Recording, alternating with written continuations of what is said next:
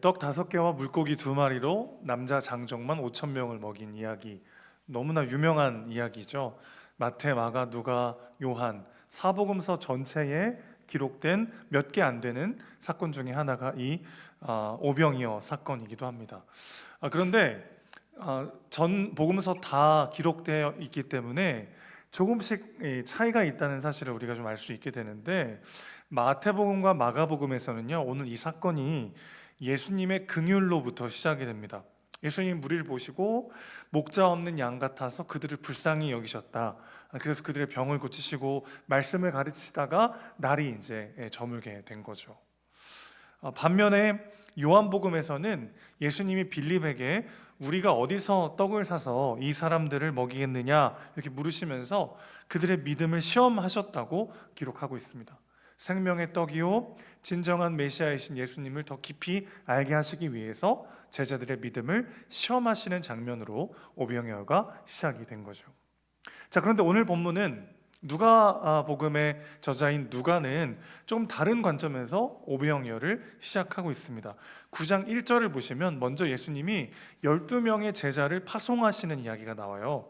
12제자에게 귀신을 쫓고 병을 고치는 능력과 권위를 주시고 하나님 나라를 전파하게 하십니다.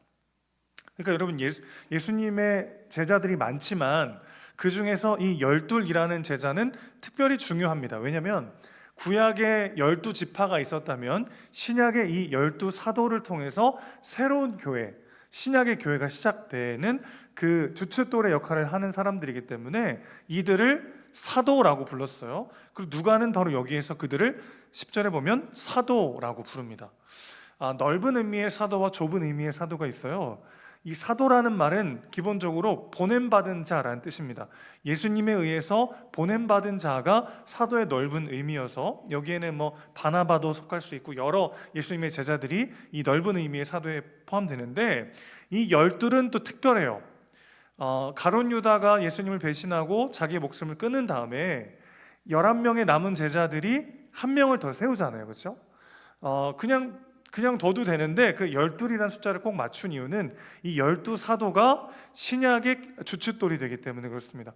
구약의 12지파로부터 하나님 나라 이스라엘이 세워졌다면 신약의 이 12사도로부터 신약의 교회가 세워지기 때문에 이 12이라는 숫자, 그리고 그들을 사도라고 부른다는 것이 매우 중요한데, 그들은 그러니까 예수님이 부활하시고 난 다음에 마가다락방에 성령이 임하시기 전에도 이미 예수님의 능력을 부여받아서 귀신을 내쫓기도 하고 병을 고치기도 했었다는 거죠.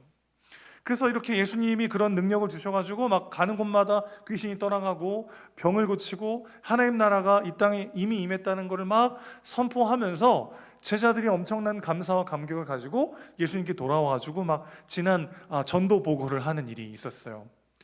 그 다음 사건으로 누가는 오병이어를 다루고 있다는 사실이 아주 중요합니다.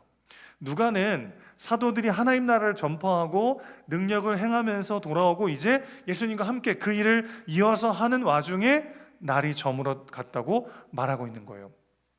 날이 저물자 제자들은 빈들에서는 이 수많은 사람들이 유할 곳도 없고 먹을 곳도 없겠다고 판단을 합니다. 그래서 예수님께 무리들을 보내가지고 주변 마을에 가서 먹을 것을 얻게 하자고 제안하게 되죠. 그런데 예수님 뭐라고 말씀하십니까? 너희가 먹을 것을 주라. 자, 여러분, 어떤 맥락 속에 지금 누가가 집중하고 있는지 보이시나요? 제자들이 지금 방금까지 뭐 했던 사람들이요? 귀신을 쫓고 병을 고치고 하나님 나라가 이미 임했다는 사실을 선포하면서 거기서 오는 승리와 영광을 맛보고 감사와 감격 가운데 돌아왔어요. 그런데 예수님이 너희가 먹을 것을 주라라고 이야기하니까 난색을 표하기 시작했습니다. 어제까지 귀신을 쫓고 병을 고치고 주님께 능력과 권위를 부여받았던 제자들이 그 말씀을 듣고 당황하는 거예요. 여러분, 이 12명의 사도들이 만만치가 않은 사람들이에요. 여러분, 이 사람들이 어떤 사람들이냐면 여행을 위하여 아무런 준비도 하지 않은 채 길을 떠났던 사람들입니다. 먹을 것이라든지 뭐 하다못해 숙소 이런 거 전혀 준비하지 않고 그냥 갔어요. 갔더니 하나님이 예비하신 사람들을 만나서 먹고 자고 충분히 잘 하면서 하나님 나라를 전파하던 그런 경험이 있는 사람들이에요. 귀신을 내어 쫓고 병을 고치고 수많은 능력들을 행했던 그 사람들이에요. 그런데 그들이 지금 어제까지 예수님의 능력을 경험하고도 오늘 당면한 이 문제는 내 힘으로 풀어야 될 것 같은 함정에 빠졌어요. 그래서 우리가 이걸 어떻게 하냐는 거예요. 그럼 이게 우리의 모습이라는 것입니다. 아니, 어제까지 내가 예수님을 경험했어요. 주님의 은혜 아니면 나는 살 수 없습니다. 주님이 그때 나와 함께 하셨고, 주님이 그때 내 인생에 도움을 주셨고, 여기까지 주님께서 함께 하셨기 때문에 여기까지 올 수 있었습니다. 분명히 우리는 어제까지 고백하고서도 오늘 지금 내 눈앞에 있는 이 현실은 내 힘으로 풀어야 될 것 같은 또 다른 두려움에 빠질 때가 있더라는 것입니다. 마치 단기 기억상실증에 걸린 사람처럼요. 아니, 어제까지 그 하나님의 은혜를 누리고 나서 또 오늘 하루의 현실과 문제 앞에 또 우리는 두려움에 빠지곤 하는 거죠. 그게 우리들의 모습이라는 것을 누가는 지금 이야기해주고 있는 것이죠. 여러분, 수요일 이 밤 여기 앉아서 기도회로 함께하고 계시는 정도라면 지금까지 지내온 것 오직 주의 은혜입니다 고백하시는 분들 아니겠어요? 아멘이시죠? 아니, 지금까지 내 실력과 내 능력과 나의 어떠함으로 여기까지 왔다라고 말할 그 정도 수준이 아니잖아요. 지금 여기 계신 분들은 하나님의 은혜로 여기까지 온 거를 믿으시죠? 제가 지금 강요하나요 너무? 아니, 어제까지 은혜로 살았는데 우리가 오늘 이 문제에 있어서는 또 내 힘과 내 능력으로 이걸 풀어 해나가야 될 것 같은 근거 없는 두려움이 우리를 집어삼킬 때가 있더라는 거예요. 이게 우리의 현 모습이라는 것이죠. 제가 방금 근거 없는 두려움이라고 말씀드렸습니다. 아니, 지금까지 내 실력으로 내 능력으로 내가 아둥바둥 열심히 해서 여기까지 왔다라고 생각하는 사람은 두려울 수 있어요.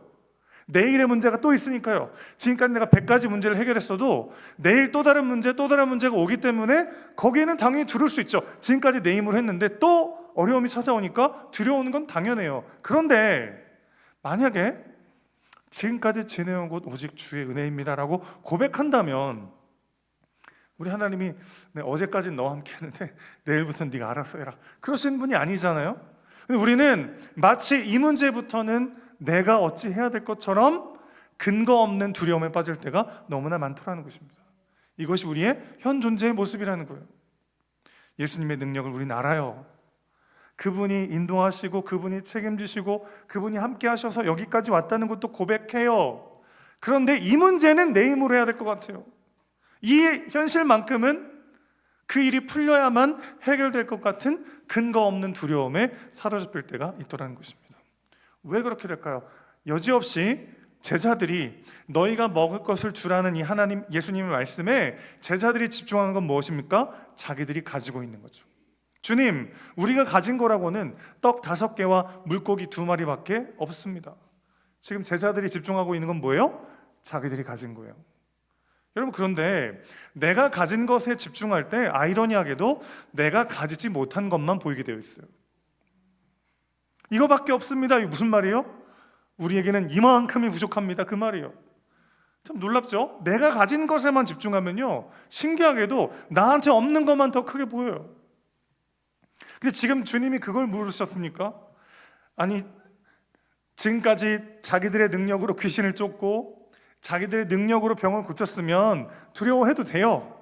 근데 예수님이 주신 능력으로 말미암아 그 모든 것들을 감당하고 난 다음에 오늘 또 내가 가진 것에 집중하고 있다는 거죠. 제자들이. 우리의 모습이 이와 같다는 것입니다. 이 모든 사람들을 먹이려면 추가로 이 많은 것들이 필요합니다. 그런데 우리에게는 그것이 없습니다. 결국 자기에게 가진 것이 무엇인지에만 집중할 때 우리 시선은 결국 나한테 없는 것, 나에게 결핍된 것, 내가 실패한 것에만 머물기 마련이라는 것입니다. 제자들의 이 대답은 틀린 답은 아니지만 정답 또한 아니에요. 그들의 대답은 지극히 상식에 충실합니다. 그러나 상식은 문제에 대한 진단이지 문제에 대한 답은 될 수 없어요. 제자들의 답변은 지극히 합리적이고 상식적이었지만 그 답에는 예수가 빠져 있어요. 내가 무엇을 가졌느냐보다 중요한 것은 내가 누구와 함께하고 있느냐죠. 오늘 내가 어떤 상황이냐, 내가 무엇을 가졌느냐보다 더 중요한 건 그런 나를 부르신 분이 누구시고 그런 나를 통해 주님께서 어떤 일을 하기 원하시는가, 거기에 우리는 진짜 집중해야 되는 것이죠. 하나님의 개입, 하나님의 은혜의 손길이 닿을 여지가 전혀 없이 지극히 현실적이기만 한 선택은 오히려 우리의 눈을 가리고 오늘을 빼앗기게 만들더라는 것입니다. 여러분, 이 말이 현실과 상식은 무시한 채 그냥 무조건 덮어놓고 믿으라, 맹종하라는 말은 아닙니다. 우리는 하나님이 창조하신 이 창조 세계의 질서 속에 살아가고 있어요. 우리 눈앞에는 엄연히 현실이라는 게 있어요. 상황이라는 게 있고 엄연히 그 가운데 살아가는 나 자신의 모습이 중요하죠. 그런데 때로 우리 삶 가운데 하나님만이 하실 수 있는 것들이 남아있는가 우리는 생각해야 된다는 것입니다. 하나님만이 하실 수 있는 그 일을 여러분 기대하고 계십니까? 아니면 그런 개입 없이도 혼자서 충분히 잘 먹고 잘 살 만한 삶을 원하고 있진 않은지 우리는 돌아봐야 된다는 것이죠. 우리 삶을 돌아보면 정말 그 모든 숱한 여정들 속에 그때 하나님이 도와주지 않으셨으면 내 인생이 끝났을 거야. 그때 하나님이 함께하지 않으셨다면 나는 무너졌을 거야. 그때 하나님이 만져주시지 않았다면 나는 다시 일어설 수 없었을 거야. 그런 시간들이 있으시잖아요. 근데 우리 마음속에 어떤 마음이 드냐면 어제까진 그랬는데 앞으로는 그런 거 없고 그냥 하나님의 개입과 일하심 없이도 마치 나 혼자의 힘으로 충분히 잘 살 수 있는 삶을 원하는 것처럼 그분의 인도하심과 개입을 싫어하면서 지극히 현실적이고 상황적인 일들에만 우리의 시선이 빠질 때가 있더라는 것입니다. 오늘 우리는 하나님만 하실 수 있는 일들을 기대하고 있는가? 여러분, 우리는 현실에 충실해야죠. 치열하게 오늘을 살아내야 합니다. 하지만 그것이 전부인 것처럼 착각하지 않는 마음의 중심이 필요하더라는 거예요. 하나님의 일하심을 정말 내가 기대하고 있는가? 현실을 살지만 그 현실 너머의 진실을 나는 바라보고 있는가? 우리는 주목해야 하는 것이죠. 16절 보십시오. 예수님께서 떡 5개와 물고기 2마리를 가지시고 그걸 사용하십니다. 여러분, 예수님이 무슨 제자들이 갖고 있는 그거 없으면 일을 못 하시나요? 몇 개 안 돼요. 떡 5개랑 물고기 2마리 그거 달라고 하십니다. 기어이 벼룩의 간을 빼먹는 것도 아니고 그거 왜 달라고 하셨을까요? 그거 없으면 일을 못 하시는 것도 아닌데 왜 그렇죠? 우리 주님께서는 하나님 나라의 영광의 자리에 우리를 초대하시는 거죠. 밥상을 다 차려놓고 우리가 이거 숟가락이라도 얹도록 우리 주님은 반드시 우리가 가진 무언가로부터 일하기를 원하시는 분이십니다. 왜죠? 그분의 영광, 그분의 잔치에 우리도 숟가락 얹으라고요. 보리떡 5개와 물고기 2마리가 없으면 기적을 행할 수가 없어서가 아니라 우리 없는 기적, 우리 없는 승리, 우리가 없는 영광을 주님은 원치 않으시기 때문이죠. 그 영광스러운 잔치에 하나님 나라의 그 영광과 생명에 이미 다 끝난 그 영원의 잔치에 저와 여러분이 숟가락이라도 얹기를 원하시죠. 그래서 우리 하나님은 항상 내게 있는 그 보잘것없는 것, 그 작은 것을 통해서 일하시기를 기뻐하시는 분이십니다. 그러니까 내가 갖고 있는 무언가는 너무 작고 부족하고 초라하고 연약한 무언가가 아니라 하나님이 들어 사용하시기 원하시는 위대한 통로인 것이죠. 그 떡 5개와 물고기 2마리를 들고 축사하십니다. 하늘을 우러러 축사하십니다. 그게 뭐죠? 예수님이 감사하셨다는 거예요. 아직 아무 일도 일어나지 않았어요. 근데 이미 하나님께 감사하십니다. 왜냐하면 예수님은 아버지의 공급을 확신하셨기 때문이죠. 감사는 기적의 시작이에요. 불평은 문제를 확대하지만 감사는 하나님의 손을 초대하는 일하심의 시작이라는 것이죠. 이것밖에 없습니다 해서 멈추지 말고 이것도 주의 손에 있습니다로 바뀔 때 하나님의 일이 시작되는 줄로 믿습니다. 주님이 제자들을 부르신 이유는 일손이 부족해서도 아니고 능력이 부족해서도 아니에요. 하나님은 언제나 그분의 영광을 드러내시기 위하여 저와 여러분을 사용하기 원하십니다.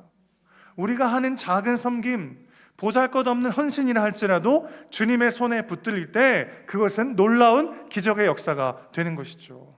우리 하나님은 우리 인생을 그렇게 사용하길 원하십니다. 그럼 사람이 살아가려면요, 두 가지가 꼭 필요해요. 이번 주 나눔 질문, 마음 열기 질문이 그거잖아요. 무인도에 하루 동안 혼자 살아야 되면 세 가지를 갖고 갈 수 있다면 뭐를 가져가시겠습니까? 여러분 뭐 가져가시겠어요? 무인도에 혼자 살아야 되는데 세 가지를 갖고 갈 수 있다면 스마트폰은 안 돼요. 뭐 가져가시겠어요? 근데 사람이 모든 걸 다 빼고 살아갈 때 있어서 꼭 필요한 두 가지를 고르라고 한다면 사랑과 의미라고 할 수 있겠습니다. 우리 존재 자체가 이렇게 아무리 작아져도 누군가가 나를 사랑해주고 있는 모습 그대로 용납해주면 어떻게 돼요? 살아갈 이유가 생기는 거죠. 근데 사랑만 있어도 되는 게 아니고 내가 왜 살아야 되는지에 대한 의미를 발견해야만 우리는 살 수 있어요. 사람은 사랑과 의미가 있어야 산다는 거죠. 사랑 없는 일은 공허하고 의미 없는 수고는 지칠 뿐이죠. 그런데 하나님 나라의 부르심 안에 있을 때 우리는 항상 존재 자체로 사랑받으며 그 모습 그대로 의미 있게 쓰임받는 귀한 도구로 살아가게 된다는 것이죠. 하나님이 결국 우리에게 주시고자 하는 건 이 두 가지라는 거예요. 우리를 존재 자체로 너무나 사랑하시는 그분이 이런 나이기 때문에 나만이 감당할 수 있는 사명의 자리를 부르셔서 그 가운데 하나님의 나라를 확장하는 그 영광스러운 일에 초대받는 그 의미 가운데 살아갈 수 있도록 우리를 부르셨다는 것이죠. 그래서 하나님 나라의 부르심 안에 있을 때 우리의 삶은 그 사랑과 의미로 가득 차게 되는 것이죠. 예수님이 제자들에게 너희가 먹을 것을 주라 라고 하셨던 말씀은 뭐예요? 하나님 나라의 일꾼으로 살라는 거예요. 내가 세상을 먹이듯 너희도 그렇게 살라는 것이죠. 이게 제자들의 정체성이죠. 내가 가진 무언가가 나를 규정하는 게 아니라 하나님의 부르심 안에서 진짜 나를 발견하는 거죠. 나한테는 이게 없고 나한테는 이런 실력이 부족하고 나한테는 이런 자격이 없어요. 내가 가진 무언가로 나의 삶을 규정하는 게 아니라 그런 나를 사랑하시고 그런 나를 부르신 그분의 사랑과 부르심 안에서 진짜 우리를 발견하도록 하나님은 오늘 우리를 부르고 계시다는 것입니다. 이것이 제자의 정체성이죠. 사명이 우리 삶의 가치를 규정하더라는 것입니다. 내가 가진 무언가가, 내가 이룬 어떤 성공과 성취가 우리 인생의 가치를 규정하는 게 아니라 하나님의 사명이 오늘 우리의 삶의 가치를 규정하는 것이죠. 내가 가진 것이 아니라 내가 누구와 함께하고 있는가, 누구를 위해 살아가고 있는가가 우리 인생의 무게를 결정하더라는 것입니다. 그렇게 무리들에게 막 나누어 주니까 온 무리들이 먹고 다 배가 불렀어요. 그 남은 걸 다 걷어보니까 12바구니가 남았습니다. 여러분, 남자 장정만 5,000명입니다. 당시는 어린 아이라든지 여성은 숫자로 포함하지 않고 성인 남성만 숫자를 세던 시대예요. 남성만 5,000명이니까 학자들의 추정에 의하면 당시 한 2만 명 정도가 모였을 거다, 그렇게 추정을 합니다. 여기도 남성보다 여성이 많잖아요. 그러니까 거기 한 15,000명에서 2만 명 정도는 모였을 거다. 대부분의 학자들이 다 그렇게 추정을 하니까 한 2만 명이 배불리 먹으려면 어느 정도 필요하죠? 네? 진짜 어마어마무시하게 많아야 되잖아요. 그러니까 그렇게 많은 사람들이 배는 부른데 이게 어디서 왔지? 모를 거 아니에요. 그러니까 요 정도 인원이면 지금 뭐 한 20-30명 모인 인원이면 예수님의 능력으로 우리가 이렇게 배불리 먹었구나 알 수 있는데 20-30명이면 2만 명이면 배불리 먹긴 먹었는데 이게 어디서 왔지? 알 수가 없잖아요. 그래서 12바구니를 남기시죠. 우리가 이렇게 배불리 먹었는데 그러고도 12바구니가 남았구나. 여러분, 우리 주님은 언제나 딱 맞게가 아니라 넘치도록 채우시는 분이시죠. 오병이의 기적처럼 눈앞에 막 떡이 늘어나는 이런 어마어마한 일은 우리가 경험한 적이 없지만 우리는 이 사건이 가리키는 진짜 기적, 그 기적에 비하면 이건 그림자에 불과한 그 기적을 경험했어요. 생명의 떡이신 예수님께서 자신의 살과 피를 우리에게 나누어 주심으로 우리가 영원히 살게 되었습니다. 그 증거가 오늘 본문이 말하는 이 12바구니, 12광줄이 그 누구예요? 그 우리예요. 우리가 예수의 살과 피를 먹고 영원한 생명을 얻어 하나님의 자녀가 됐어요. 그 예수님의 한량없는 은혜, 그 주님의 넘치도록 놀라운 은혜와 사랑의 증인이 누구십니까? 바로 여러분이십니다. 여러분이 걷는 한 걸음 한 걸음이 그 주님의 사랑, 주님의 능력, 그 은혜를 전하는 증인의 삶이 될 것입니다. 그러니 내가 가진 것이 부족해요, 내가 이룬 것이 초라해요, 그렇게 의미를 규정할 게 아니죠. 여러분, 그 12바구니를 보면서, 12광주리를 보면서, 광주리에 좀 때가 묻었네, 광주리 뭐 어디 거야 이거? 샤넬 거야 어디 거야? 그렇게 그 무리들이 그런 생각 안 하죠. 그 광주리를 보면서 그 안을 가득 채운 예수님의 사랑을 기억하는 거죠. 여러분, 우리가 이런 증인의 삶으로 부름받은 거예요. 이런 증인의 삶으로. 먹고 다 배불렀더라. 그 남은 조각을 12바구니에 거두니라.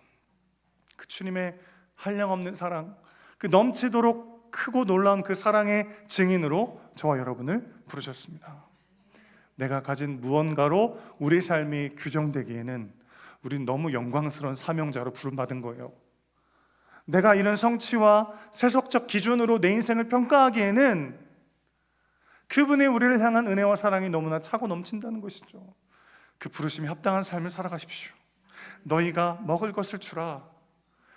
이 주님의 부르심 앞에 여러분 뭐라고 응답하시겠습니까? 주님, 저도 배고파요. 지금 나도 죽겠어요 가 아니라, 그런 나이기 때문에 우리가 완벽해서가 아니라 완전한 사랑으로 우리를 덮으시고 그 모습 그대로 사랑하시고 사용하시는 주님과 함께이기 때문에 감당할 수 있는 그 사명의 자리에서, 내가 속한 그 자리에서 예수의 사랑을 전하는 하나님 나라의 증인으로 살아가는 저와 여러분 되시기를 주님의 이름으로 축원합니다.